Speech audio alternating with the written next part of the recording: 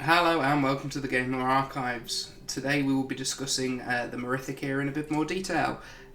So as we said last time, we'll be doing every single episode on anything that happens. Now the first thing that happens was about the Argonians, so that's where we will begin. So now that we know about the gods, their counterparts, and how the universe began, we can discuss the world itself, Nirn. Once Midness was created, some of the Aedra did not want to abandon their creation, so it fell to Nirn as the Elnathae, progenitors of the mortal races. As they fell and lost their powers, something came with them from the depths of oblivion. The mighty Hist trees broke away from oblivion and settled Argonia, which is now named Black Marsh. The Hist are a huge network of sentient trees, all connected to each other with a huge hive mind network. Once on Nirn, the Hist created an advanced race of ancient Argonians that created massive pyramid-like structures called Zanmirs. Definitely got that one right. These pyramids were always perfectly symmetrical and covered in highly intricate hieroglyphics. The pyramids were connected with elevated stone walkways. The scale and intricacy of these pyramids shows that the ancient race were highly advanced and prosperous. However, it was not to last. When the War of the Elnathae tore Nirn apart into separate continents, Black Marsh sunk partially into the sea, becoming the bog it is today. This wiped out the ancient race, and the Zanmir pyramids fell to ruin.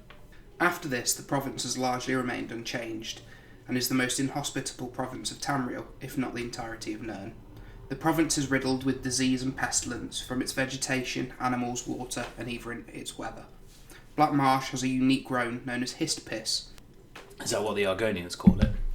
Or is that a just colloquial term? A colloquial term. That's really funny. To call it. Hist piss. Anyway. The rain is foul-smelling, and the normal colours of rain are replaced with yellows and browns. It's often accompanied by heavy fogs and strong thunderstorms. Because of the constant risk of disease, most creatures and races avoid Black Marsh at all costs. The most inhospitable part is the centre, called Murkmire. It is the only province other than Morrowind that is not technically part of the Cyrodiilic Empire, but peacefully incorporated instead. However, whereas Morrowind was too powerful to be taken by force, it is the swamp's environment that has kept it from being explored and fully taken over. Due to the radical change of environment, the Hist began anew, creating a new race adapted to suit its new surroundings. They created the Saxiel, more commonly called Argonians. Argonians are a reptilian race covered in lizard-like scales with sharp teeth and claws. The race have both lungs and gills, allowing them to breathe and live happily through all of the Black Marsh's areas, either above land or in the sunken depths. They have powerful tails, letting them propel through the water with great speed, and there are no faster swimmers in Tamriel. Argonians also have complete immunity to diseases and poisons, meaning the deadly environment cannot harm them, while making invaders think twice about attacking their deadly home. Like other lizards, Argonians are cold-blooded creatures. Usually cold-blooded creatures of Earth need to keep warm to stay alive. They are sluggish at night and early in the morning and must bathe in the sun until their blood is heated enough for them to have energy to move. Being cold-blooded usually means a higher food consumption as well, but we'll avoid that point for obvious reasons. These rules don't seem to apply to the Argonians, whom can happily live in any climate, swim in icy waters that would kill normal cold-blooded creatures of Earth. Not many scholars have looked into how this is possible. However, one scholar has reasoned that due to their connection to the Hist and the consummation of Hist sap, they have consummation. That's definitely not the right word. No, probably not. Yeah, consuming something. Yes. So consummation is... I know what it also means, but it does also mean consuming food, right? No. Does it consumption. Oh, right, okay. I suspect you've... My heart was in the right place. And the consumption of Hist sap. They have been given a magic-like protection from harsher environments.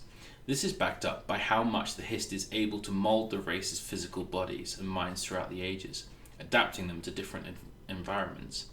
For example, Argonians who lived in Morrowind during the Third Era had webbed feet, a feature that wasn't found on Argonians in Cyrodiil a mere 6 years later. This connection to the Hist doesn't just affect the Argonians' physical appearance either. All Argonians and subspecies of Argonians, such as the Naga, share the Hist's hive mind. The Hist rarely prevent the Argonians from thinking freely. However, sometimes it does use this mental connection to control their actions and thoughts. This connection is so important and vital to the Argonians' way of life that most newborns that don't have a connection to the history will die before hatching. Most Argonians are born in eggs, laying in egg-hatching pools with older Argonians left to care for them. Once the baby hatches, the knowledge of their ancestors are passed down to him through the Hist, and they will continue to learn and grow until their naming day, where they will travel to the nearest history and lick its sap. The Hist will then tell the Argonian its name. Once the child has grown up, they must then pass 3 rites of maturity so the society can class them as an adult. These tests change depending on many factors, for example seasons, their location, and the tribe leader at the time. These rites are very secretive and only 3 trials are known. The trial of the lost centipede, where an Argonian must track a specifically marked centipede and bring it to the elder before it is killed by the Black Marsh's environment or other inhabitants. The trial of the perfect bowl, where an Argonian must find a specific rare item, then craft the bowl using a crafting station that has been set up to slowly sink into the bog. If the station sinks, they have failed. Finally, the last trial we know is the trial of the stalking Hacklin, where the Argonian is put in a cage with a dangerous bird called a Hacklin who has been starved. The combatant must allow the Hacklin to draw blood from them, meaning that they need to find like a non-lethal place so they can continue, as obviously if it's a lethal shot, they can't hunt the Hacklin. The Hacklin is then released and the Argonian must hunt and kill the bird before the bird comes to kill them. Once the Argonian dies, his collective memories and knowledge are returned to the histories to then pass on to future Argonians. Thanks to the Hist's ability to change and adapt the species, this lifestyle is not necessarily set in stone. What Dan just described is the lifestyle of an Argonian living in Black Marsh. This will differ from Argonians living in other provinces of Tamriel. Argonians can be ovoviviparous, which means that the egg develops and hatches in the womb, and then the child is born as a human would be and raised in a more human-like fashion, which is why Argonian women have mammary glands. It is unknown if Argonians born this way need to be born near histories so that it can lick the Hist sap to get the name, or pass trials to achieve adulthood. Argonians are very secretive about their way of life, so we may never know. If an Argonian outside of the Black Marsh doesn't need to do various things, I believe that the Hist connection would be through their parents, seeping in mentally while in their mother's womb. It is also documented in the book The Strange Case of Jar Reet. One of the Argonians who were born into slavery was born unconnected to the trees. It's never explained why it happened, how he lived, or even if it's a true story.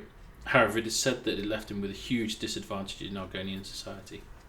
Argonians who reside in Black Marsh seem to live in tribes, each one with its own talents. Although these clans sometimes clash, there is never a lasting hostility between them. It is common for tribes to be at war with each other in the morning and then playing games together later that day. This is due to the ideal that everyone is their egg brother or egg sister. They are all Argonians, and the Hist may lead you to a different tribe at any point of your life, so to hate another tribe is to hate yourself. How these tribes are led is not really known to anyone outside of Black Marsh, which is basically anyone who wasn't in a tribe. It is believed that all the tribes follow an Argonian king, as it's been mentioned in a few books throughout the ages. However, it remains unconfirmed. Unlike their way of life, the Argonian religion is much simpler to explain. The Argonians worship the Histories, and the Histories revere Sithis. Any Argonians who are born in the Black Marsh under the sign of the Shadow is automatically offered to the Dark Brotherhood as a tribute to Sithis. This child will be trained as an assassin and are known as a Shadow Scale, who often end up being some of the best assassins of the guild. It is interesting to note that unlike the other races, Sithis is not seen as evil, so there are no offers to the History in this fashion. However, most tribes seem to be able to directly communicate with the Hist. People known as Sap Speakers venture to either the roots or to the tree or into its uppermost branches. In the close proximity of the tree, the Sap Speaker will receive ancient metaphors, arcane secrets, and visions that make little sense.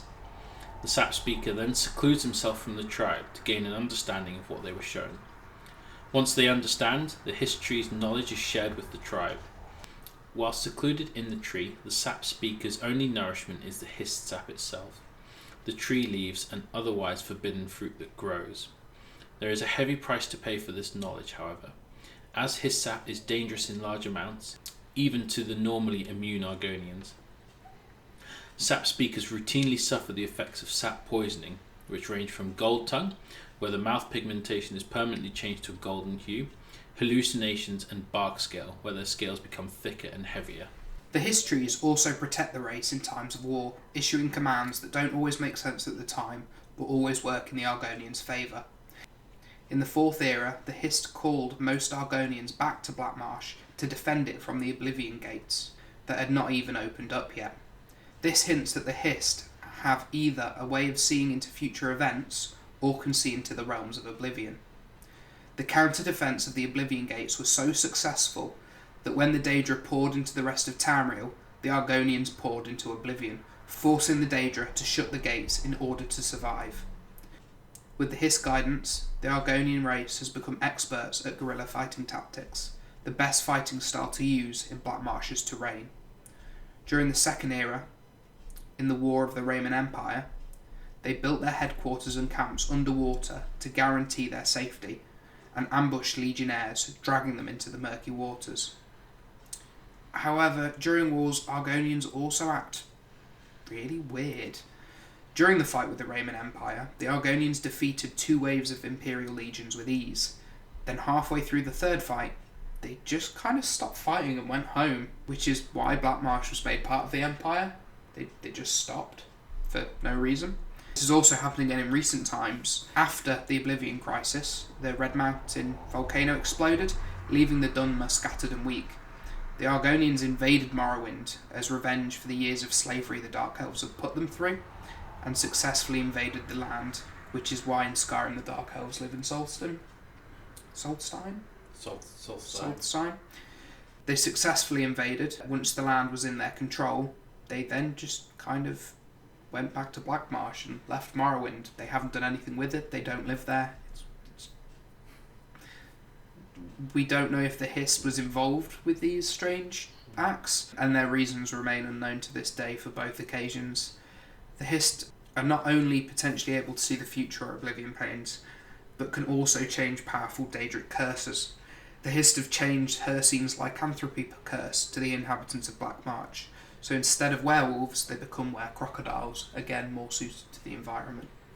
With this immense power, the Hist should not be underestimated, particularly as Hist trees can become rogue. Rogue trees are purged from the hive network, but an independent Hist tree can still cause a lot of damage. The most recent time this happened was during the Fourth Era. A tree went rogue in order to help another kind of Hist tree, a cousin tree that was found in the floating city of Umbriel. So that tree going rogue essentially allowed thousands of Argonians and other people to die. There was a high death toll, and the cousin trees were also basically bringing people back to life and invading the land. They had an army of undead. And finally, I want to finish this episode with, it's not really relevant, but I thought it was really funny. So during the Second Era, once the Argonians gave up fighting the Empire and the outskirts of Black Marsh were incorporated, as Murkmire is the bit that really hasn't been touched, market trade routes were opened to allow food transportation from the swamp to Cyrodiil, as they obviously had new food and fruits and things like that. However, due to the distance between the two provinces, the transportation took 3 weeks and the food was pretty much inedible.